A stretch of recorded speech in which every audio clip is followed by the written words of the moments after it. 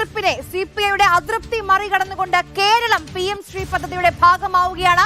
PM Shri പദ്ധതിയിൽ കേരളം ഒപ്പിട്ടിരിക്കുന്നു. കേന്ദ്രവും സംസ്ഥാനവും തമ്മിൽ ധാരണാപത്രത്തിൽ ഒപ്പിട്ട് കഴിഞ്ഞു.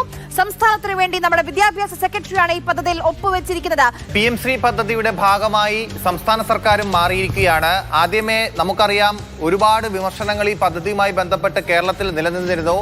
അതിൽ CPM-ഉം CPI-യും ഉൾപ്പെടെ സർക്കാർ ഒറ്റക്കെട്ടായി എതിർക്കുന്ന ഒരു സാഹചര്യം തുടക്കം മുതൽ ഉണ്ടായിരുന്നു. പക്ഷേ ഇപ്പോൾ ആ എതിർപ്പൊക്കെ മറികടന്ന് എതിർപ്പൊക്കെ മാറ്റിവെച്ചുകൊണ്ട് സർക്കാർ ഇപ്പോൾ ഈ പദ്ധതിയുമായി മുന്നോട്ട് പോകാൻ, ഈ പദ്ധതി അംഗീകരിച്ച് ധാരണാപത്രത്തിൽ ഒപ്പിട്ട് മുന്നോട്ട് പോകാൻ തീരുമാനിച്ചിരിക്കുകയാണ്. പക്ഷെ അപ്പോഴും പൂർണ്ണ സമ്മതത്തോടെ അല്ല, അതായത് CPI-യുടെ പൂർണ്ണ സമ്മതത്തോടെ അല്ല ഈ പദ്ധതിയിൽ ഒപ്പിട്ടിരിക്കുന്നത് എന്നാണ് നമ്മൾ മനസ്സിലാക്കാൻ സാധിക്കുന്നത്. CPI ഇനി ഈ വിഷയത്തിൽ ഏത് രീതിയിൽ ഈ പദ്ധതിയുമായി ബന്ധപ്പെട്ട് പ്രതികരിക്കും എന്നുള്ളതാണ് ഇനി അറിയേണ്ട പ്രധാനപ്പെട്ട കാര്യം.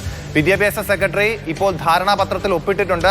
നമുക്കറിയാം എന്തുകൊണ്ട് ഈ പദ്ധതിയുമായി കേരളം മുന്നോട്ട് പോകേണ്ടി വന്നു, അല്ലെങ്കിൽ സംസ്ഥാനത്തെ പൊതുവിദ്യാഭ്യാസ വകുപ്പ് മുന്നോട്ട് പോകേണ്ടി വന്നു എന്നുള്ള കാര്യം നമുക്കറിയാം.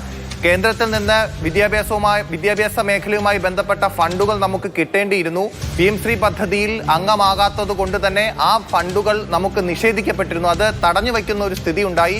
അങ്ങനെ ഒരു സാമ്പത്തിക വിലക്ക് കേന്ദ്രത്തിന്റെ ഭാഗത്തുനിന്നുണ്ടായപ്പോൾ ഈ പദ്ധതിയുമായി മുന്നോട്ട് പോകാനാണ് പൊതുവിദ്യാഭ്യാസ വകുപ്പ് തീരുമാനിച്ചത്. ഇതുമായി ബന്ധപ്പെട്ട് ചർച്ചകളൊക്കെ നടന്നെങ്കിലും CPI അതിൽ തൃപ്തരായിരുന്നു. ഈ പദ്ധതി കൊണ്ട് ഉദ്ദേശിക്കുന്നത് ഒരു കേന്ദ്ര പദ്ധതിയാണ്. ഒരു BRCക്ക് കീഴിൽ പരമാവധി 2 സ്കൂളുകളാണ് ഈ PM ശ്രീ പദ്ധതിയുടെ ഭാഗമാകുന്നത്. അതായത് ഒരു പ്രൈമറി സ്കൂളും ഒരു സെക്കൻഡറി സ്കൂളും.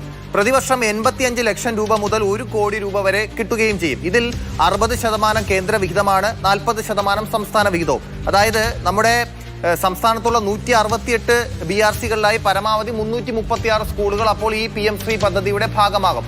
ഇതിൽ തന്നെ ഈ PM ശ്രീ പദ്ധതിയുടെ ഭാഗമാകാത്തത് കൊണ്ട് തന്നെ നമുക്ക് കേന്ദ്ര ഫണ്ടുകൾ, മറ്റ് പല ഫണ്ടുകളും നമുക്ക് പൂർണ്ണമായി കിട്ടിയിരുന്നില്ല.